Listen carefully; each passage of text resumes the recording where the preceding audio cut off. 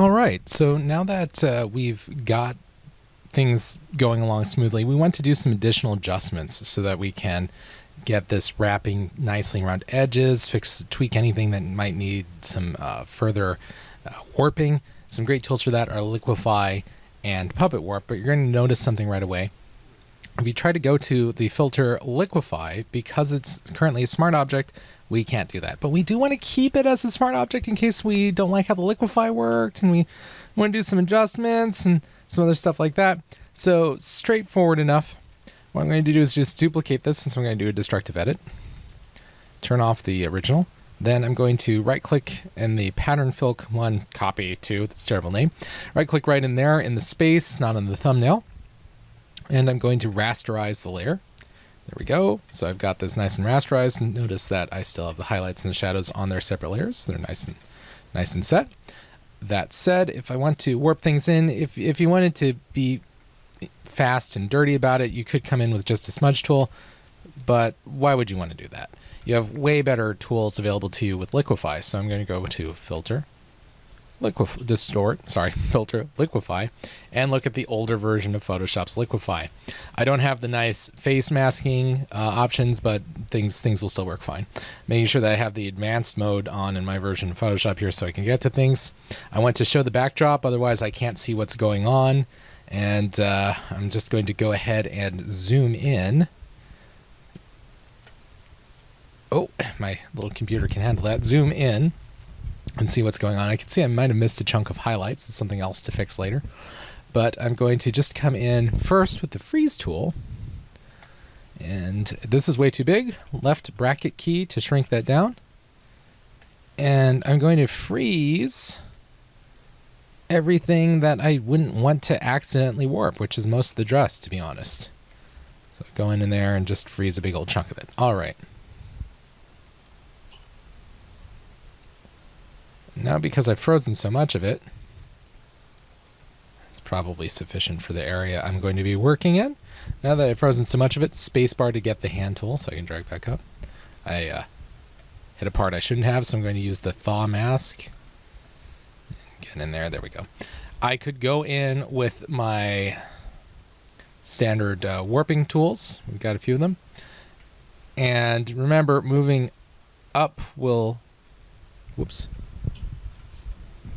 There we go. Remember, moving up as compared to down, left as compared to right, will have slightly different effects. And also you have the bloat tool. Actually, the bloat tool might work well in this case. Whoa, we're seeing one slight problem. The backdrop is cutting off what I'm looking at. Yeah, there we go. That's a little weird. That's fine. This is sufficient on my version of Photoshop. You won't have the same problems in yours. So count yourself lucky on the newer versions of Photoshop. I'm just going to use the forward warp tool and push the edges a little bit further. Now, I'm going to tell it OK. You can see that it's pushed it a little bit further. That was a little crude. I should have shrunk that down and gotten things going. But to be honest, it's on the right path. I'd say that this area didn't work out super well. This area did, so I'd go back in. I'd probably undo this, go back in, and work on some more. But the one I'm really excited to show you guys is actually the puppet warp. I'm going to come on in here, and I'm going to do a quick puppet warp. Now this is going to be a little interesting, a little different. Edit, puppet warp. Now you remember from the other video that I showed, when you're doing the puppet warp, it was flying everything around. We're going to do things a little bit differently. What we're going to do is, let's go on in here with their puppet warp pins. Here we go. Show mesh, pin depth, cool. I'm going to set the density to more points so that I can get a nice thick chunk in here. What I'm really after is to fence off an area and then kind of twist a chunk of it. Puppet warp is amazingly useful when doing standard warping. So check this out. Standard kind of warping things that you might not want happening everywhere. For example, a twirl. By holding down the Alt key and mousing over the pin, then dragging out. Let me restate that. By selecting a pin, then holding down the Alt key, then moving out, you can do a twist. You see what's going on. Now we can also see a slight problem it has to recalculate the mask between the work. And so I don't need that big of a twist. Probably just maybe like that. That might be good. And see now, though, that kind of twisted everything, which isn't really what I was after. And it did something a little weirder. I tell it okay. Notice that Puppet Warp has applied the mask. If I now hide the mask with a shift click, it's permanent. Oh no. So what do you want to do before you Puppet Warp?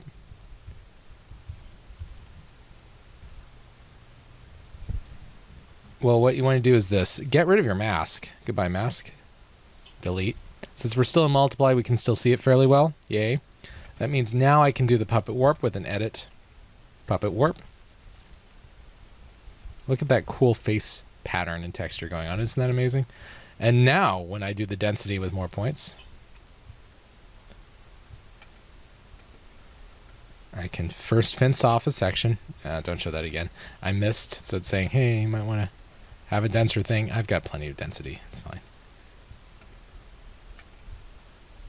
So now if I place a point, I could drag around and it's fairly isolated. Hold down the Alt key, move outside of it. There we go. Now I can rotate. I want to rotate and warp it just a little bit like that. Cool. So I do all of these adjustments everywhere that I needed to. I could do it a couple of different times so that I could go back over the same points if I needed to. Again, I'm fencing off an area first, then adding the point I'm going to edit. And then in this case, I'm going to watch my computer try to die on me. It'll be okay. There we go. When everything's said and done, I'm going to apply this. The easiest way to do that is by pressing the checkbox or pressing enter, assuming that you have it selected. There we go.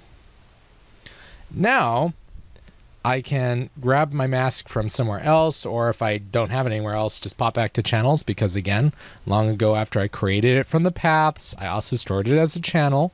So I'm just going to come in, hey there, select it, grab it with the load channel as selection option, go to RGB, create a mask. Oh, but you have to create the mask in your layer palette.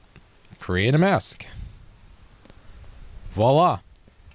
Notice how beautifully it did that little twist there. I like that a lot better. So, I like that a lot better too. So that's something you'd want to do all the way around. Refer to the other videos I've posted that talks about applying a pattern to clothing using the liquify tool. You'll see a lot of techniques and tips just for doing that. I don't feel as though I need to repeat all of that again, since you have a whole like 15-minute, 20 video on just doing all those liquify effects, which are absolutely great.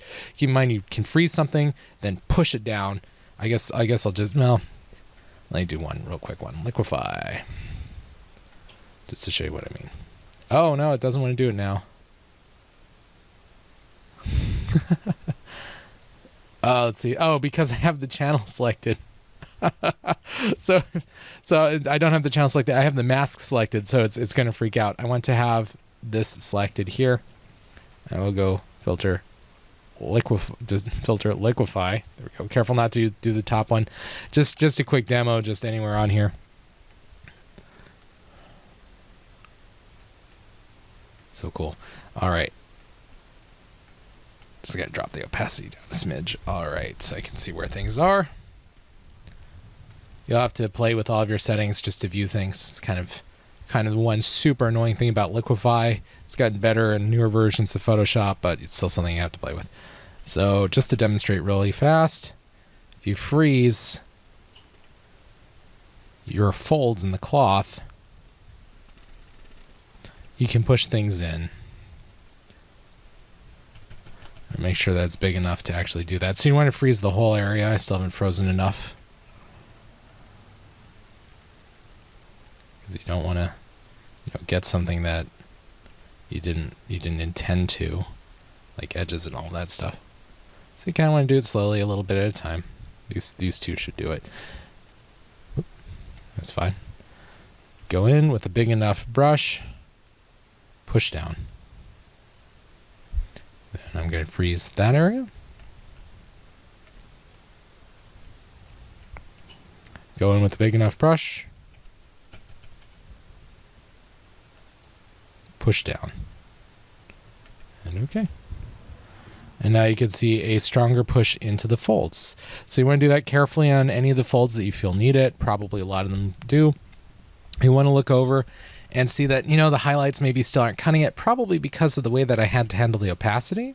So one thing that you could do is level that instead and just bring down the amount of white that's available. This is pushing into gray, so had I selected gray to begin with, there we go. It'll start to look a lot better. So probably still another couple hours of work to do on this, but this is the right path. I think that these are enough tools for you guys to really ace this assignment. Just go ahead and rewatch any of the videos you feel you need to rewatch, and don't forget to use a copyright-free image. Please do make your own patterns. Do not use the Photoshop default patterns. You have your own from earlier assignments, but you can create some new ones. Refer to those earlier assignments. I have videos posted as well on how to make those. All right. All of that said, enjoy. I think that this can be a really fun project. Don't forget that this is the working layer, the working file. You're going to want to create another copy of this, the good old file save as, and it's currently saving. Good old file save as. There we go. And name it, the assignment number dash your name dash 01 if it's the first one, 02 if whatever, all that stuff. And then you want to flatten these down so that you just have the final, essentially the final product at the top, which is easy enough to create by selecting the top one, and then do a Control-Alt-Shift-E to get that. Cool. And then you'd want to have, the pattern layer, and then you'd want to have the original photo layer so I can look at everything, and you want to name all of these correctly. Do not leave them named random things. And that's all there is to this assignment. Have fun.